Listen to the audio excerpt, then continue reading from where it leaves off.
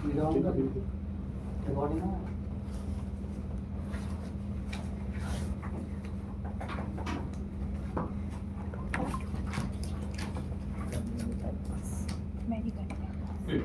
आपका प्रोजेक्ट था और इसमें आपने व्यू बैग का इस्तेमाल किया था।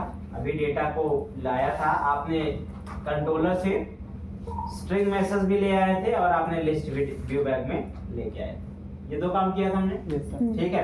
अब तीसरा कॉन्सेप्ट हमारे पास ये था कि जैसे हम व्यू बैग यूज कर रहे हैं वैसे हमारे पास ऑप्शन व्यू डेटा है, ठीक है। व्यू डेटा, व्यू डेटा का क्या कॉन्सेप्ट है? एक्चुअल में view bag view data purpose दोनों का सेम है बट दोनों में इंटरनली चेंजेस है।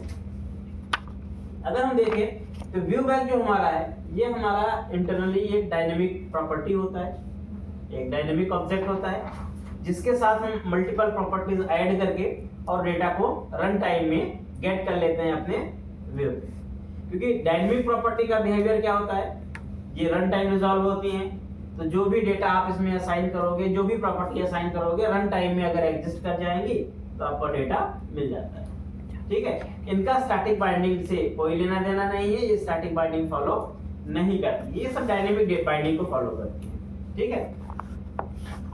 अब इसमें कंडीशन क्या होती है कि अगर व्यू बैग में आपका रन टाइम में डेटा मिलता है तो व्यू बैग बोलेगा कि डेटा है ले लो, नहीं है तो वो क्या करेगा, नल असाइन कर देगा या नल प्रोवाइड कर देगा। यानी कि आपको रन टाइम में अगर डेटा मिला तो ठीक है, नहीं मिला तो कोई बात नहीं, ठीक है। कंडीशन क्या होती है कि व्यू डेटा में आप व्यू बैग में जो भी डेटा आप रखोगे, जैसा आप डेटा रखेंगे अपने कंट्रोलर पे या प्रॉपर्टी में सेट करते समय, सेम टाइप का डेटा वैसा ही डेटा आपको रन टाइम में मिलेगा। मतलब इसमें इंटरनल कोई भी अपने आप कास्टिंग जैसी कोई चीज नहीं होती। वहीं पर अगर हम व्यू डेटा की बात करें तो व्यू डेटा क्या है, इंटरनली एक ऑब्जेक्ट में डेटा को स्टोर करता है, ठीक है। और आपको पता है कि जब ऑब्जेक्ट के साथ आप डील करते हैं तो आपको बॉक्सिंग और अनबॉक्सिंग करनी पड़ती है C#, ठीक है। तो कहने का मतलब यह है कि जब आप व्यू डेटा में कोई भी डेटा रखोगे तो क्या होगा, वो अपने आप उसकी बॉक्सिंग कर लेगा। व्यू डेटा क्या करेगा, बॉक्सिंग कर लेगा। और जब आपको उस डेटा को वापस चाहिए होगा व्यू लेवल पे, तब आपको उसकी क्या करनी पड़ेगी, अनबॉक्सिंग करनी पड़ेगी, ठीक है। क्यों? क्योंकि व्यू डेटा जो डेटा स्टोर करता है वो ऑब्जेक्ट फॉर्म में रखता है और व्यू बैग हमारा डायनेमिक प्रॉपर्टी में रखता है, डायनेमिक मेमोरी में रखता है। इसलिए व्यू बैग में हमें डेटा की कास्टिंग नहीं करनी पड़ती है, अब उसमें कोई भी बॉक्सिंग नहीं करनी पड़ती है, लेकिन व्यू डेटा में हमें बॉक्सिंग करनी पड़ेगी, ठीक है। तो चलो एक काम करते हैं, जरा सा यहाँ पर इसे फॉलो करते हैं और व्यू डेटा को भी इस्तेमाल करते हैं। जैसे हमने व्यू बैग में डेटा अपना पिक किया यहाँ पे, ठीक है। तो एक काम करते हैं, यहाँ पर व्यू बैग को कमेंट कर देते हैं और व्यू बैग की जगह जैसे हमने व्यू बैग में डेटा रखा था वैसे क्या करेंगे यहाँ पर व्यू डेटा। अब व्यू डेटा में क्या होता है, आप ब्रैकेट लगाएंगे इस तरह से, की देते हैं, इसके अंदर इंडेक्सर बना हुआ है, इंडेक्सर पे आप असाइन करेंगे की, ठीक है। तो अब यहाँ पर की एक्चुअल में व्यू डेटा डिक्शनरी ऑब्जेक्ट में रखता है, ये एक डिक्शनरी है ऐसे समझो, ये एक डिक्शनरी है जो की वैल्यू पेयर में डेटा को रखता है, ठीक है। तो हमने यहाँ पर दिया की, मान लो MSG या MSN जो भी देना आप की दे दो, ठीक है, और उसके बाद उसकी वैल्यूज है, ठीक है। तो आपने जो डेटा MSG आपने इस पर्टिकुलर ऑब्जेक्ट में रखा है, यह ऑटोमेटिक क्या हो जाएगा, बॉक्सिंग हो जाएगी इसकी, यानी कि ये क्या हो जाएगा, ऑब्जेक्ट में कन्वर्ट हो जाएगा। इधर तो स्ट्रिंग है लेकिन यहाँ जाके क्या बन जाएगा, ये ऑब्जेक्ट बन जाएगा।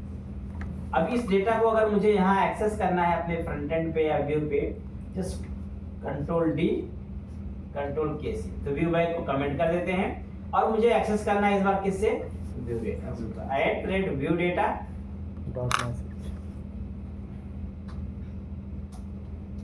ऑफ MSG, ठीक है, कुछ इस तरीके से। क्योंकि ये क्या है आपका ऑब्जेक्ट में रखता है, ऑब्जेक्ट में इंटरनली व्यू डेटा क्या है, एक डिक्शनरी है जो की और वैल्यू पेयर में डेटा को रखता है। तो जब भी हमें किसी की वैल्यू चाहिए तो की से ही कॉल करते हैं, हमने की पास किया तो उसकी वैल्यू हमें रिट्रीव हो जाएगी या मिल जाएगी। क्लियर है? इसे रन करते हैं, देखते हैं कि व्यू डेटा से मेरा डेटा आया या नहीं आया।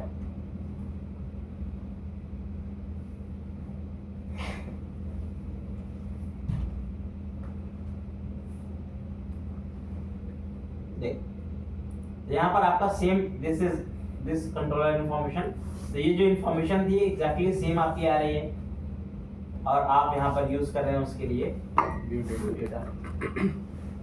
ठीक है, तो सेम कॉन्सेप्ट है, व्यू बैक की जगह हम व्यू डेटा भी इस्तेमाल कर सकते हैं। बट व्यू डेटा थोड़ा सा स्लो हो सकता है, क्यों? क्योंकि ऑब्जेक्ट का इस्तेमाल कर रहा है और इंटरनली बॉक्सिंग अनबॉक्सिंग को परफॉर्म करता है।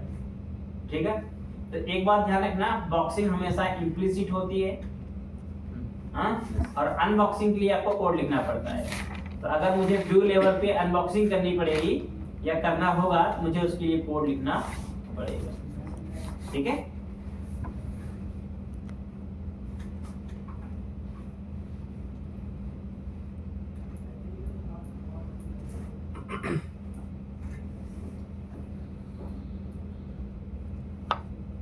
ज़्यादा यूजफुल कौन है, मतलब दोनों? रियल टाइम वैसे व्यू बैग यूज कर लेते हैं हम, कभी जरूरत पड़ी तो, अदरवाइज दोनों ही यूजेबल, उतने ज़्यादा नहीं। अगर हम रेजर का यूज नहीं कर रहे हैं तो, रेजर यूज कर रहे हैं तो जरूरत पड़ेगी, अदरवाइज इसकी जरूरत नहीं पड़ेगी। व्यू बैग फास्ट है, ये स्लो है। लेकिन इसमें बॉक्सिंग अनबॉक्सिंग नहीं होती है।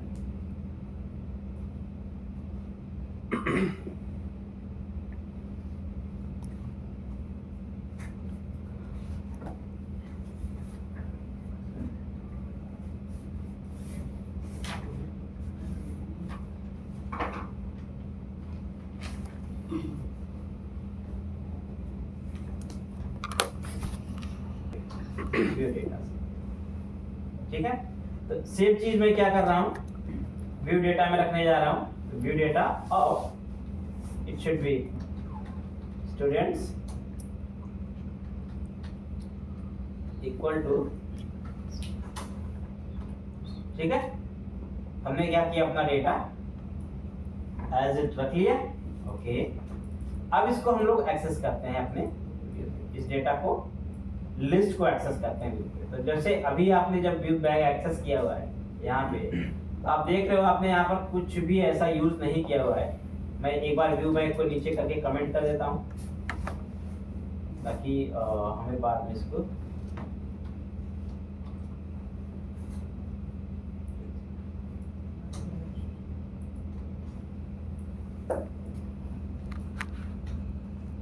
ठीक है। अब यहाँ पर हमने व्यू बैक जगह क्या यूज करते हैं, व्यू डेटा यूज करते हैं, सेम सिंटैक्स में। लेकिन जैसे ही आपने व्यू डेटा यहाँ यूज किया, देखो आपको एरर आ गई, ठीक है। और ये देखो एरर पढ़ोगे तो समझ में आएगा क्या कह रहा है।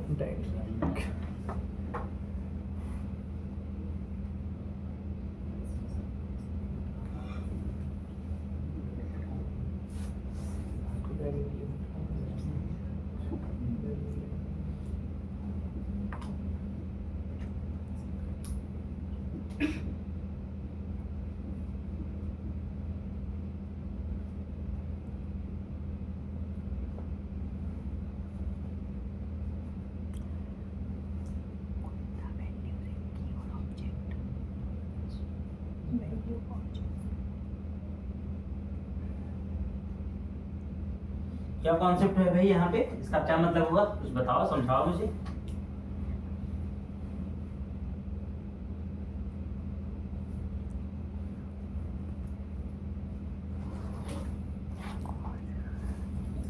तो मैसेज आ रहा है यहाँ पे, इसको बताओ, थोड़ा समझाओ। सर फॉर ईच इस पे काम नहीं करेगा क्योंकि कीज सर नहीं मिल पाएंगे, कीज के ऊपर वैल्यू नहीं है ना, डेटा को ऑब्जेक्ट के फॉर्म में देता है। रेजर भी में डायनेमिक डेटा को यूज करेंगे। मैसेज समझो ना, सिंपल मैसेज आपके सामने मैसेज है, इतनी कहानी समझने की जरूरत नहीं है। क्या कह रहा है, for each statement can not operate on variable type of object. तो एक्चुअल में क्या है, फॉर ईच जो होता है वो इनमेरेबल डेटा को ऑपरेट करता है। अब यहाँ पर आपका जो डेटा है वो क्या मिल रहा है, इसे ऑब्जेक्ट। जैसा हमने समझा कि भाई व्यू डेटा, डेटा किस फॉर्म में रख रहा है, ऑब्जेक्ट फॉर्म में रख रहा है, तो बॉक्सिंग कर ले रहा है तो ऑब्जेक्ट फॉर्म में है। अब ऑब्जेक्ट फॉर्म में अगर कोई डेटा बना हुआ है तो आप डायरेक्टली उस पर फॉर ईच नहीं लगा सकते, क्योंकि ऑब्जेक्ट में इनएमरेबल होता नहीं है और फॉर ईच इनएमरेबल को सपोर्ट करता है, इनएमरेटर को सपोर्ट करता है।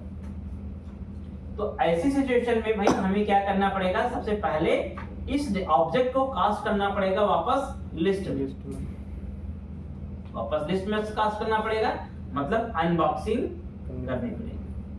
जब तक आप इसकी अनबॉक्सिंग नहीं करते तब तक यह डेटा आप इसमें लूप यूज नहीं कर देगा। ठीक है, तो कैसे अनबॉक्सिंग करेंगे, बहुत सिंपल चीज होगा। इधर से हमारे पास ध्यान रखना है इधर से किस टाइप का डेटा है। इधर से हमारे पास डेटा इस टाइप का है, लिस्ट ऑफ स्ट्रिंग है, तो हम इधर भी क्या करेंगे, सिंपल यहाँ पे एक ब्रैकेट लगाएंगे और लिखेंगे क्या, लिस्ट ऑफ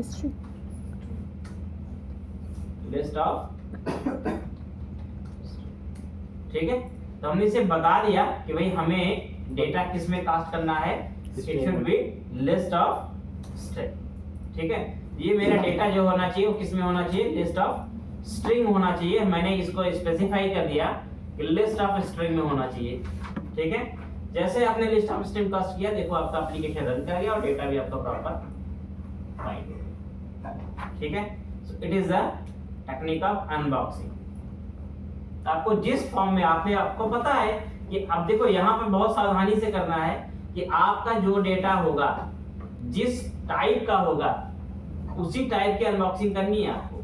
अगर आपने अनबॉक्सिंग करने में जो जरा सी मिस्टेक कर दी तो आपका वो रन टाइम एरर आ जाएगा, क्योंकि जब अनबॉक्सिंग करेगा तो सही डेटा नहीं मिलेगा, उसे सही डेटा नहीं मिलेगा तो एरर आ जाएगी। अब जैसे मैं बोलूं भाई लिस्ट ऑफ स्ट्रिंग कर रखा, मैं लिस्ट ऑफ इंटीजर कर दूं, यहाँ तक इधर तो ऑब्जेक्ट है, इधर तो बोलेगा नहीं, इधर कंपाइल टाइम में चेक नहीं कर पाएगा, और जब रन करने जाएगा तब एरर दे देगा, क्योंकि उस टाइम क्या होगा, कास्टिंग लिस्ट को इश्यू आ गया। देखो मैसेज आ गया ना। Yes sir. तो ये चीज आपको इसलिए सावधानी पूर्वक करनी पड़ती है। सर लिस्ट ऑफ डायनेमिक क्यों यूज करते हैं? डायनेमिक कभी हो ही क्या नहीं, क्योंकि डायनेमिक को कास्ट करने की जरूरत नहीं पड़ती कभी। डायनेमिक तो जैसा रखो वो वैसा ही मिलता है ना, तो डायनेमिक कभी कास्ट करने की जरूरत पड़ती नहीं है, उसका कोई मतलब नहीं बनता।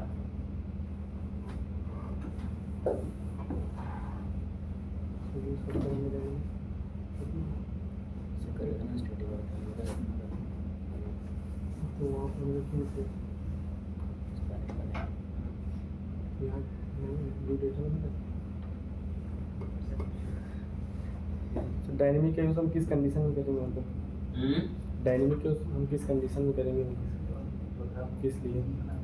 क्या डायनेमिक देखो, जब हमें कुछ ऐसा होता है कि मान लो हम कोई क्लास बना रहे हैं, उसके अंदर हम कोई प्रॉपर्टी बना रहे हैं, अब हमें पता नहीं है कि हमारी जो प्रॉपर्टी है उसमें किस टाइप का डेटा स्टोर होगा। ठीक है, लेकिन हमें जो डेटा स्टोर होगा और यूजर को, एंड यूजर को प्रोवाइड करना है, जैसा स्टोर होगा वैसा ही। तो हमें अगर पता नहीं है कि यूजर को किस टाइप का जाएगा और हमें किस टाइप का डेटा स्टोर होगा, तो हम सिंपल क्या कर सकते हैं, उसको डायनेमिक में रख लिया और रन टाइम जाकर यूजर को, एंड यूजर को मिल जाएगा, जैसा रखा होगा वैसा मिल जाएगा। बीच में प्रॉपर्टी किस टाइप की डिक्लेयर हुआ, क्या मैटर है, कुछ मतलब नहीं है। जैसा हो, मतलब आपने एक कंटेनर दिया, उस कंटेनर में डेटा आ गया, अब उसको आपने एज इट क्लाइंट को दे दिया। ठीक है, आपने ना उस पे कंपाइलेशन किया, ना टेस्टिंग की, कुछ नहीं किया, आपने चेक ही नहीं किया क्या उसमें है, एज इट ट्रांसफर हो गया। तो वो डायनेमिक का कॉन्सेप्ट है।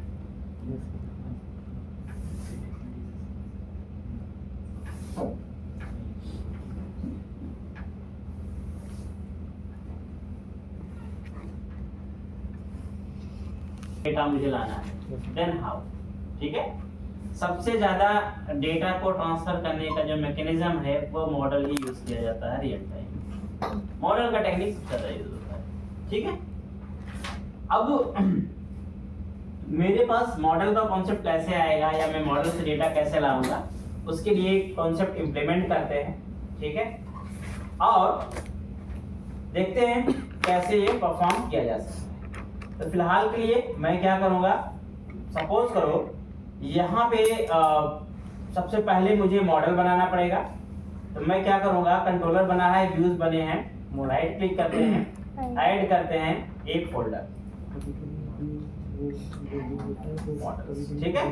और इसके अंदर आप एक क्लास ऐड कर लो जो भी आपको मॉडल बनाना हो।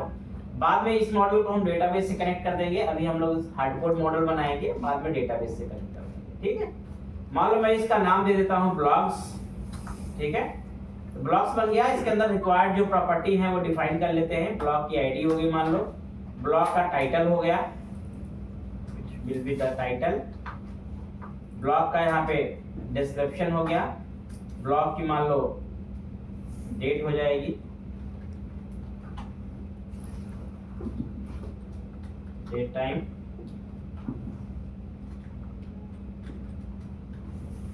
Posted date,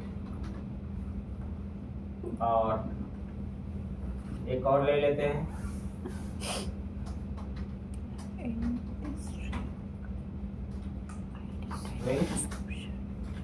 posted bye.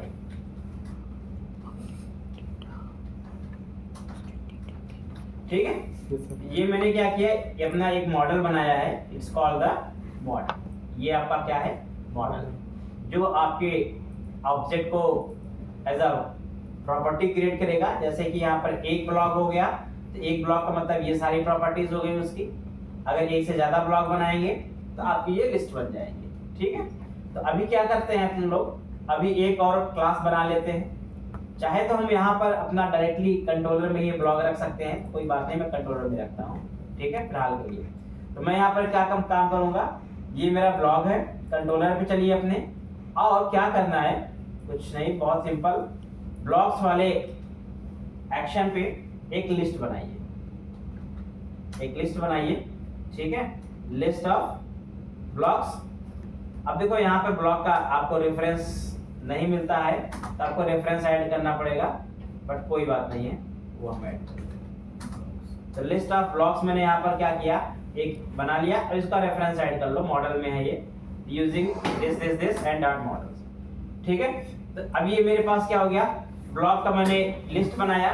मुझे मान लो 3-4 डेटा ब्लॉग में ऐड करना है, तो मैं यहाँ पर एक काम करूंगा, कर्ली ब्रेसेस लगाऊंगा, न्यू ब्लॉग, और सिंपल आप यहाँ पे अपना डेटा ऐड कर लो। जैसे कि आईडी मान लो हो गया, ठीक है, 1 दे दिया मैंने, ये 1001011, ठीक है। मैंने यहाँ पर बोला ब्लॉग का टाइटल, ठीक है, अबाउट या फ्यूचर ऑफ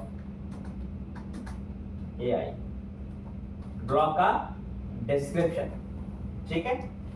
डिस्क्रिप्शन में आप कुछ भी डाल सकते हैं, और AI is the future technology which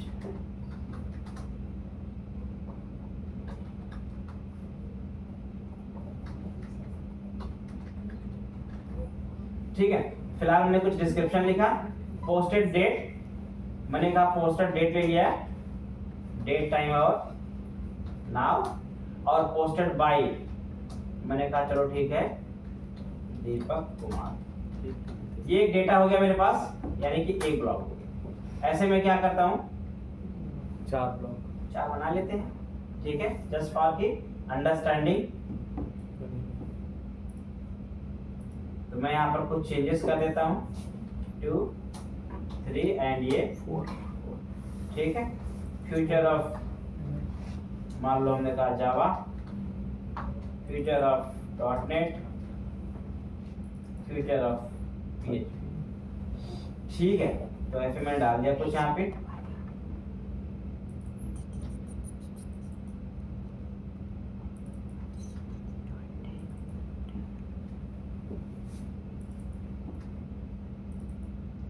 कोई चेंजेस भी कर देते हैं यहाँ पे,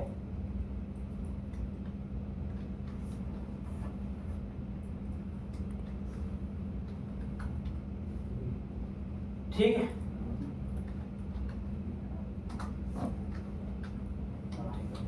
ये मैंने क्या किया, यहाँ पे कुछ डेटा अपना एंट्री कर लिया। अब ये डेटा मुझे अपने व्यू पे ले जाना है, यानी कि व्यू पे से डिस्प्ले कराना है ब्लॉग में, ठीक है। We have already used bootstrap, ठीक है। तो मैं सिंपल क्या करना है आपको, जब ये डेटा व्यू पे ले जाना हो एज अ मॉडल, ये चूंकि पूरा मॉडल का डेटा है, तो तो आपको इसको व्यू के अंदर, ये जो व्यू आपने बनाया ना, इसके अंदर ऐसे अप्लाई कर देना है। ठीक है, जो हमारा क्या ब्लॉग्स होगा जिस नेम से वो बनाएंगे उसको व्यू पे ऐड कर देंगे। जो भी आपने डेटा बनाया, देखो ये तो मैंने डेटा यहाँ बनाया है, कल को ये डेटा आपका हो सकता है डेटाबेस से आए। मतलब मॉडल, जो मॉडल नेम डालेंगे ना रिटर्न व्यू पे। हाँ, Blocks। ये तो आपका ऑब्जेक्ट का नेम हो गया, जिस ऑब्जेक्ट में आपका डेटा स्टोर है। ये मॉडल का नेम नहीं है, ये ऑब्जेक्ट का नाम है जिस ऑब्जेक्ट में आपका डेटा स्टोर है। अच्छा जी। उस ऑब्जेक्ट को आप पास करते हैं। जी जी जी डेटा तो इसी में है ना, जी सर। ये लिस्ट ऑफ ऑब्जेक्ट आपका है ब्लॉक्स का। ठीक है, अब मेरा डेटा यहाँ पे व्यू पे चला गया, बट अब उसे मुझे व्यू पे एक्सेस करना है, व्यू पे कॉल करना है, व्यू पे यूज करना है। ठीक है, देन हाउ, तो उसके लिए हम लोग क्या करते हैं, सबसे पहले अपने व्यू पे चलते हैं, होम में और ब्लॉग्स में। ठीक है, और यहाँ पर सबसे पहले आपको अपना जो मॉडल है उसका रेफरेंस ऐड करना पड़ेगा कि आपका डेटा कहाँ से किस फॉर्म में आ रहा है। ठीक है, तो रेफरेंस, जैसे हम लोग C# में कोई क्लास बनाते हैं तो उसका रेफरेंस ऐड करते हैं, उसका रेफरेंस ऐड करते हैं यूजिंग करके। तुम्हें कहीं और यूज करना है तो रेफरेंस ऐड कर लिया यूजिंग करके। वैसे ही आपको यहाँ पर व्यू में भी चीजों को ऐड करना पड़ता है। ठीक है, बट यहाँ तरीका क्या है वो थोड़ा सा देखते हैं। @model, ठीक है। अब आपको सबसे पहले देखो, अब जब आपका डेटा आएगा व्यू पर कंट्रोलर से, तो या तो वो क्या होगा, सिंगल ऑब्जेक्ट होगा, या फिर क्या होगा, वो लिस्ट ऑफ ऑब्जेक्ट होगा। या तो सिंगल ऑब्जेक्ट होगा या लिस्ट होगा। ठीक है, तो सिंगल ऑब्जेक्ट है तो डायरेक्टली आप ऑब्जेक्ट का पाथ दे दीजिए, यानी अपने मॉडल का नाम या पाथ दे दीजिए। और अगर वो लिस्ट है तो आपको क्या करना पड़ेगा, उसे कास्ट करना पड़ेगा आई इनमरेबल में। उसे कास्ट करना पड़ेगा आई इनमरेबल में। तो कैसे करोगे आप इसे, यहाँ पे मॉडल आई इनमरेबल, आपका यहाँ पे लोकेशन क्या है, आप पूरी लोकेशन दे सकते हैं। ठीक है, इट्स अ वेब एप्लीकेशन, मुझे पूरा देना पड़ेगा यहाँ पे। एक काम करते हैं, यहाँ पे पूरा हम उठा लेते हैं नाम, ये है, ये हमारा क्या हो गया, एप्लीकेशन का नाम हो गया डॉट मॉडल्स, ये मेरा क्या हो गया, फोल्डर का नाम हो गया, और उसके अंदर ब्लॉग्स, ये मेरा क्या हो गया, मॉडल है क्लास, मॉडल का एक्चुअल नेम,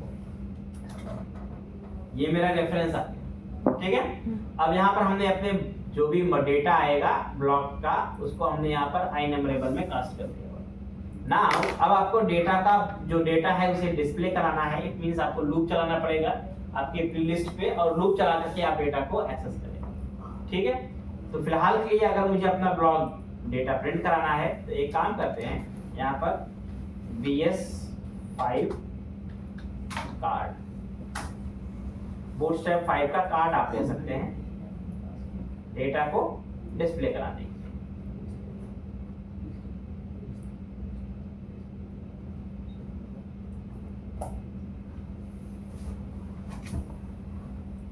ठीक है, तो ये काम करते हैं यहाँ पे, मैं यहाँ पर इसको पेस्ट करता हूँ। फिलहाल के लिए आपको क्या करना पड़ेगा, आपने एक मान लो div लिया, क्लास लिया, ठीक है, और इस क्लास में आपने एक रो ले लिया, बूटस्ट्रैप यूज कर रहे हैं हम, div क्लास, कॉलम ले लिया आपने यहाँ पर मान लो 8 का ले लिया, ठीक है, और ऑफसेट लगा दिया आपने कितने का, 2, ठीक है, और इसके अंदर आप ये सारा काम करने वाले हैं, यानी ये जो पूरी मैपिंग वेपिंग है इसके अंदर ही, ठीक है। अब यहाँ पर क्या करते हैं, सिंपल एक फॉर ईच चला देते हैं, फॉर ईच वेयर ब्लॉग इन, कहाँ से ब्लॉग आएगा, अब यहाँ देखो एक मॉडल नाम का ऑलरेडी ऑब्जेक्ट होता है व्यू में, मॉडल में जो भी डेटा आपका आया रहेगा, मॉडल में आपका जो भी डेटा आया रहेगा वो सब इस ऑब्जेक्ट के अंदर आपको रिसीव होता है, ठीक है, इस ऑब्जेक्ट के अंदर रिसीव हो जाएगा और आप इससे एक्सेस कर सकते हो।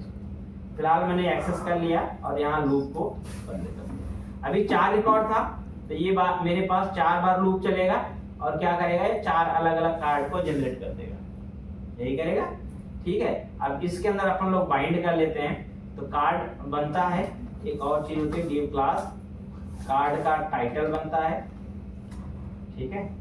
और टाइटल में अपन लोग क्या करते हैं,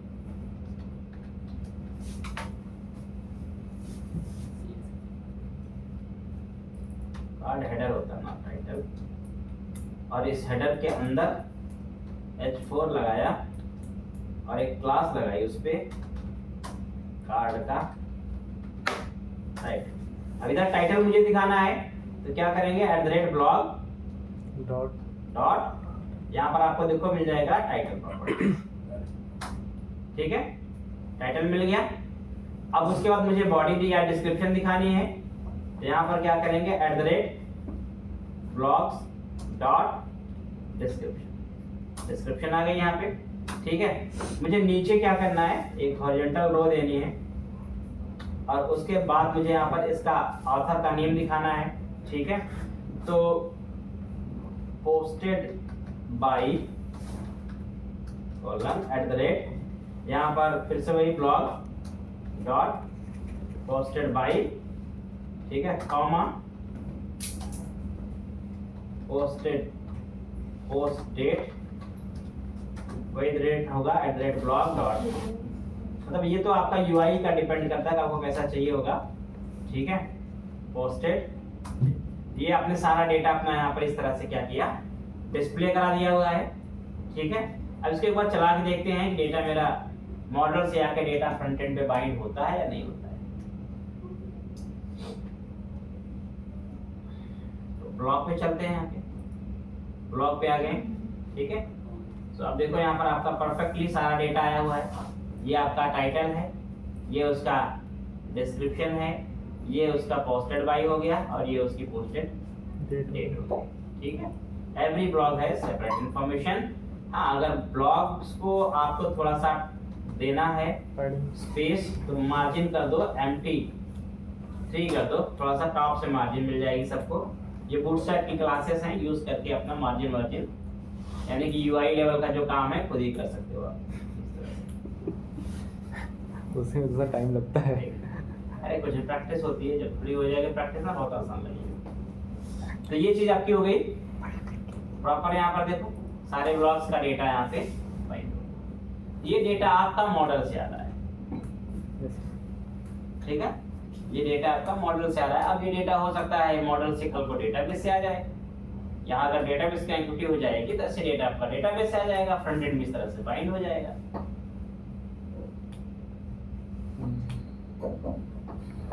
अब बताओ क्या कंफ्यूजन है इसमें, क्या क्वेश्चन। तो टाइटल आ गया, डिस्क्रिप्शन। अगर जैसे मैं यहाँ डॉट लगाता हूँ तो मेरी सारी प्रॉपर्टी वैसे देखो आ जाती है।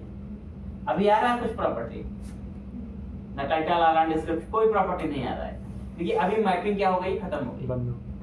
जब मैपिंग आप नहीं करोगे तो आपका मॉडल में क्या प्रॉपर्टी है और यहाँ क्या एक्सेस कर रहे हो, आपको एक्सेस या कि उसका इंटेलिजेंस नहीं मिलेगा, शो नहीं करेगा, ठीक है। आप जो भी यूज करोगे रन टाइम में वो मिल गया तो ठीक है, नहीं मिलेगा तो एरर दे देगा। मैपिंग को स्ट्रॉन्ग करने के लिए, इंटेलिजेंस सपोर्ट लेने के लिए हमें मॉडल को व्यू से मैप कराना पड़ता है, ताकि स्ट्रांगली हमारे जो मॉडल है वो मैप हो जाए हमारे व्यू से, और व्यू के अंदर हमें इंटेलिजेंस सपोर्ट मिलने लगे उस मॉडल का, जिस मॉडल का डेटा हमने यहाँ पर एक्सेस किया हुआ है। उसके लिए यही कोड है या फिर किसी कंडीशन में चेंज हो सकता है सर? ये मैपिंग तो 100% वैसे ही होगी, enum का यूज करेंगे सेम। बस कंडीशन ये है कि अगर आपका सिंगल ऑब्जेक्ट होगा तो enum नहीं लोगे, और अगर लिस्ट है तो enum यूज करोगे, ठीक है। अब देखो जैसे ही मैंने इस मैपिंग को इनेबल कर दिया, मैंने मान लो कि यू कर दिया इसको, या फिर अनकमेंट कर दो। जैसे मैंने इसको इनेबल कर दिया वैसे आप यहाँ पर कंट्रोल डॉट करोगे तुरंत आपको प्रॉपर्टी दिखने लगेगी। इस मैपिंग का यही मतलब है। ओके। इस मैपिंग से बस समझना कि डेटा लेके आता है, इसके थ्रू डेटा आता है, डेटा नहीं आता इसके थ्रू, कीज आती है, बस केवल और केवल मैपिंग होती है ये प्रॉपर्टीज।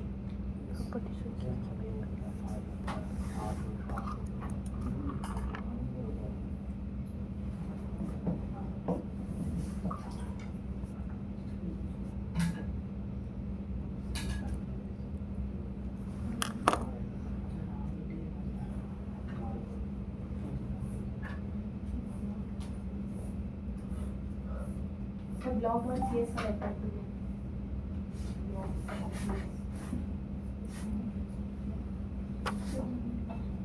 थोड़ा सा ऊपर करना सर इसमें कुछ।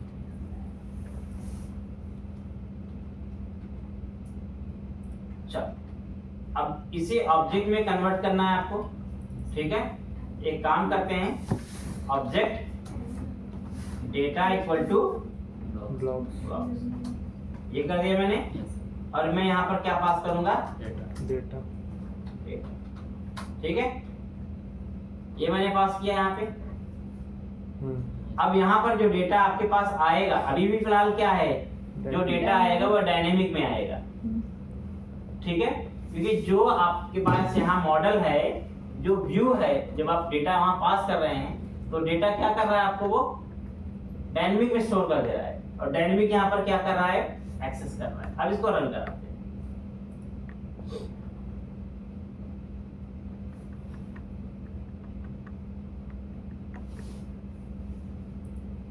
देखो एज ए डेटा आपको मिल रहा है, अभी भी डेटा वैसे ही मिल रहा है। क्यों मिल रहा है, उसका रीजन सिंपल है कि जो डेटा स्टोर हुआ था ऑब्जेक्ट में आपका, वो वहां पर वो क्या था, डायनेमिक था।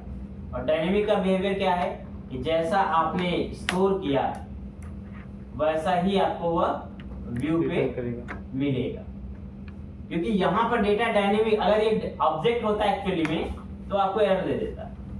यहाँ डायनेमिक है, स्टोरेज आपका क्या है, वो डायनेमिक। अब डायनेमिक है तो उसे कंपाइलेशन से कोई मतलब नहीं है।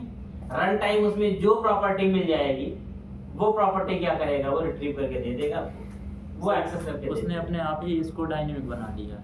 हाँ, स्टोर डायनेमिक में किया ना। ये जो आप यहाँ पे डेटा रख रहे हो ना, ये समझो, यहाँ जो डेटा डाल रहे हो ना व्यू में, यस सर। ये तो व्यू एक मेथड है।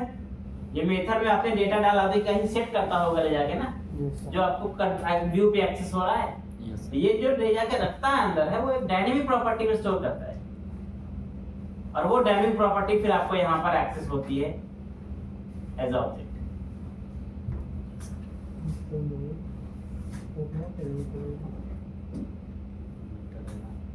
ठीक है, तो ये इंपॉर्टेंस है इसका, डायनेमिक यूज करने का। हाँ, बस इसमें कंडीशन क्या है कि अगर आप इस मैपिंग को छोड़ देंगे, नहीं करोगे, तो बस केवल वही है कि आपको इंटेलिजेंस नहीं मिलेगा। अगर आप मैपिंग कर दोगे तो आपको इंटेलिजेंस मिलेगा। बस इसका मतलब केवल इतना ही, और कुछ नहीं। तो डायनेमिक यहाँ पे ऐसे बन रहा है कि जो हम रिटर्न व्यू कर रहे हैं, वहाँ पे जो वेरिएबल डाल रहे हैं, तो वो व्यू ले जाके डायनेमिक कर रहा है, वो डायनेमिक प्रॉपर्टी में सेट कर रहा है, ओके। और वही डायनेमिक प्रॉपर्टी आप यहाँ model as a model access कर रहे हो।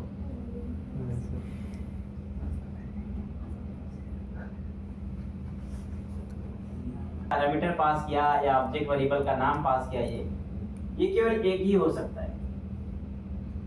अब मान लो कंडीशनली ऐसा है, मुझे एक से ज्यादा टेबल का डेटा व्यू पे ले जाना है, क्या करोगे? अभी क्या है, ब्लॉक का केवल डेटा आ रहा है, ठीक है, अभी केवल ब्लॉक्स का आ रहा है। अभी मान लो मेरे पास एक कोई और डेटा होता है, कोई एक और मॉडल होता है, उसका भी डेटा मुझे ले जाना होता है सेम व्यू पे। तो हमारे जो व्यू फंक्शन की लिमिटेशन है वो क्या है, एक समय में एक ही पैरामीटर लेगा वो, एक से ज्यादा पैरामीटर हम पास नहीं कर सकते, यानी एक ही ऑब्जेक्ट पास कर सकते। वो करेंगे कंडीशनली मुझे पास करना है एक से ज्यादा मॉडल को, एक से ज्यादा टेबल का डेटा सप्लाई करना है, तो क्या टेक्निक हो सकती है? तो इसमें जो ये रिटर्न टाइप, जो व्यू जैसे इसको कुछ बोलते हैं, 4 टाइप के होते हैं यहाँ पे, तो उसमें से मुझे नाम नहीं आता था कौन कौन से होते हैं। पार्शियल नहीं, व्यू और 3 और होते हैं कुछ, क्या बोलते हैं? जो रिस्पॉन्स, इसको रिस्पॉन्स टाइप बोलते हैं क्या सर? व्यू को नहीं, ये तो रिटर्न कर रहा है व्यू तुम्हारा, सिंपल सा व्यू है। यहाँ पे कुछ और व्यू की जगह कुछ और ये रिटर्न टाइप जो तुम्हारा है, ये रिटर्न वैल्यू है, ये तुम्हारी व्यू है।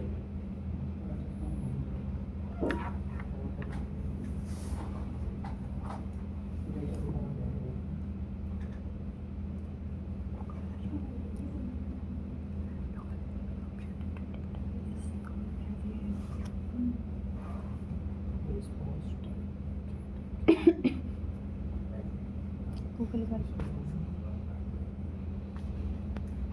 हमें क्या होते हैं, मर्ज मिल जाते हैं, एक बन जाते हैं। रीजन क्या है कि हम अगर कंट्रोलर से व्यू पे डेटा ले जाना है तो एक समय में एक ही मॉडल जाएगा।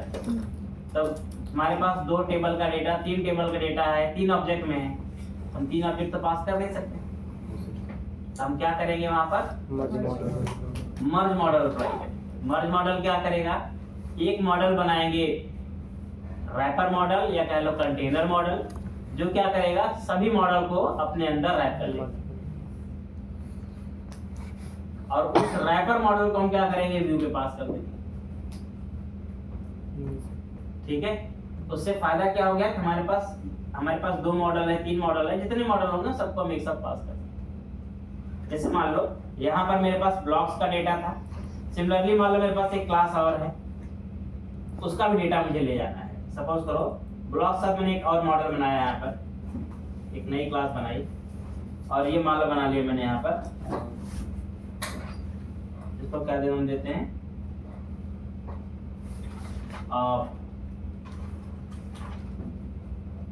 कुछ दीजिए, मतलब मैंने यहाँ पर दिया मान लो बुक्स। ठीक है, बुक्स बना। अब यहाँ पर मैंने बनाया मान लो प्रॉप्स और बुक्स का मान लो आईडी हो गया, टाइटल, डिस्क्रिप्शन, ऑथर और मान लो यहाँ पर हो गया डेसिमल प्राइस। ठीक है, ये मेरे पास दूसरा मॉडल हो गया। अब मुझे 2-3 बुक्स का डेटा बनाना है, बुक्स का डेटा भी मुझे ले जाना है व्यू पे अपने। ठीक है, तो 2 मॉडल हो गए मेरे पास। अब मैं एक काम करता हूँ, यहाँ पर चलता हूँ और जैसे मैंने ये डेटा बनाया था वैसे क्या करेंगे, लिस्ट ऑफ बुक्स बना देते हैं। बॉक्स के अंदर हाँ हाँ, ब्लॉक्स के अंदर बना दो, क्योंकि हमें एक साथ ब्लॉक्स वाले व्यू पे ले जाना डेटा ना, हमें ब्लॉक्स वाले व्यू पे डेटा ले जाना। मान लो यहाँ पर मैं 2-3 बुक्स का डेट नहीं मैं ऐड कर देता हूँ। बुक्स यहाँ पर आपने मान लो ID 101, title React JS, description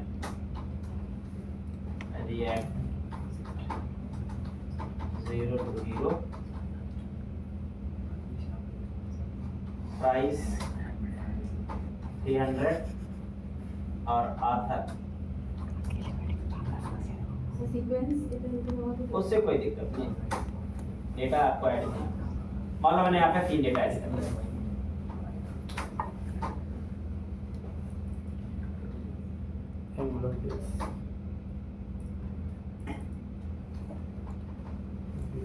ठीक है, मैंने यहाँ पर यह डेटा ऐड कर दिया यहाँ पे।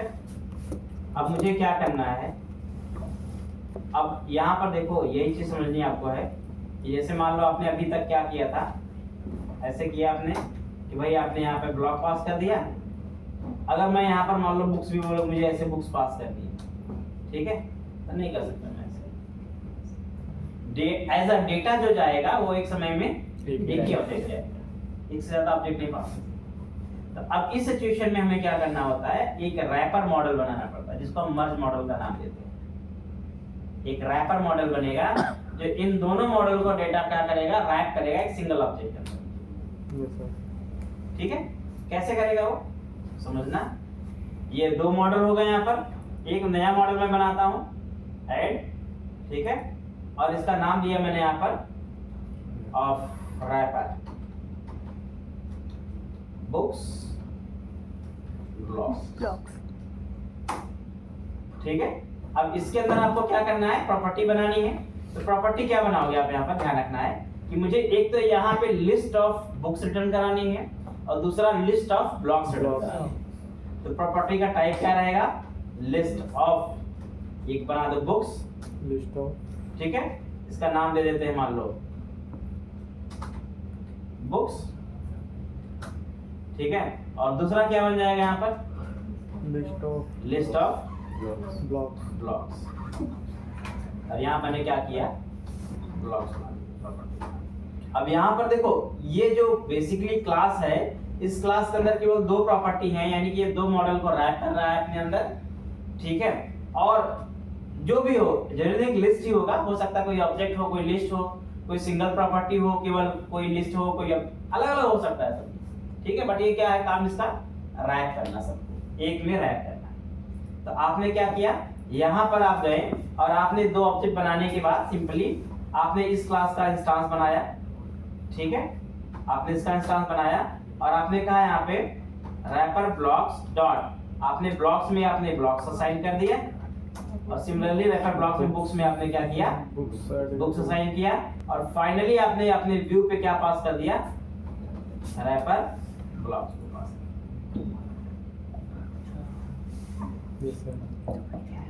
ये कॉन्सेप्ट क्या हो गया, मर्ज मॉडल। आपने एक से ज्यादा मॉडल को क्या किया, रैप कर दिया एक सिंगल ऑब्जेक्ट के अंदर।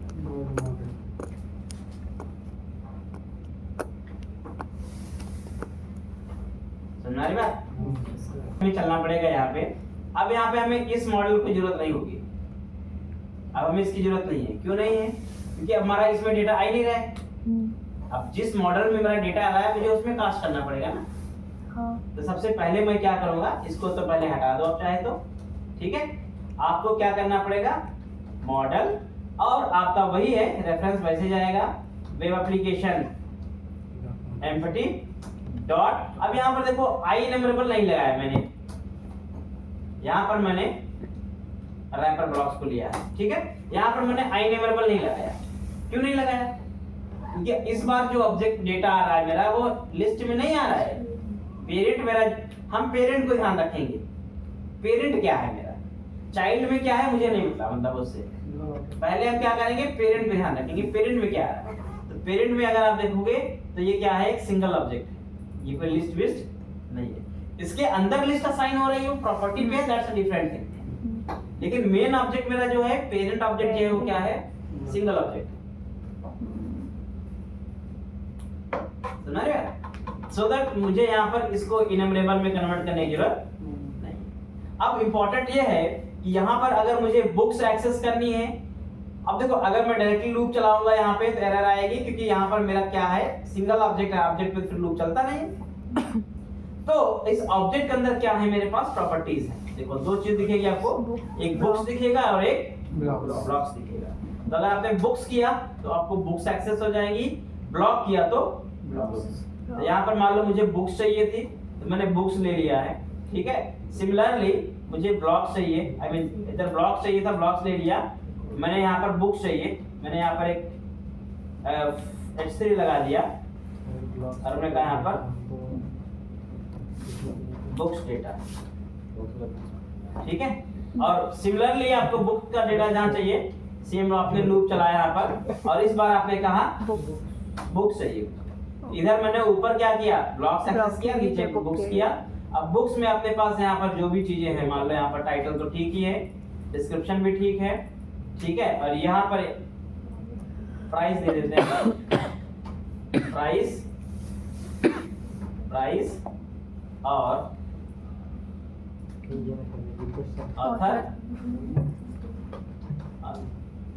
ठीक है। रन करते हैं, इसको चेक कर लेते हैं।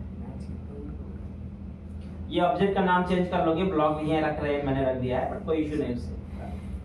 आप देखो यहाँ पर आपके पास स्टार्टिंग में इधर अपने पास क्या है, इधर ब्लॉक्स का डेटा है और नीचे देखोगे तो बुक्स का डेटा है। यानी कि यहाँ पर आपका दोनों डेटा आ रहा है, ब्लॉक्स भी आ रहे हैं और आपके बुक्स भी आ रहे हैं। सर ये ब्लॉग और टाइटल किया तो ये बुक्स का डेटा क्या है? बताइए, किससे पूछ लेते हैं, कौन कौन सर्वर होते हैं, कौन से पोर्ट पे एप्लीकेशन रन करता है, HTTP और HTTPS में रिडायरेक्शन कैसे होता है, एक्सेप्शन हैंडलिंग ग्लोबल लेवल पे कैसे होती है, ठीक है। क्वेश्चन बहुत बनता है, अगर आप एक चीज समझो तो बहुत क्वेश्चन बनते हैं। और मोस्टली MVC में आपके 80% क्वेश्चन बेसिक से ही होते हैं, 80% बेसिक होगा, 20% केवल आपको हाई लेवल थोड़ी बहुत चीजें पूछेंगे। अदरवाइज तो बेसिक से ही, बेसिक अगर तुम्हें समझ में आ जाएगा अच्छे से काम कर लोगे आराम से। सर अभी आपने क्वेश्चन बताया ग्लोबल वाला, वो क्या कुछ exception handling, global exception handling करते हो, तुम्हारी जो program.cs है वहाँ पे उसका हैंडल होता है ना।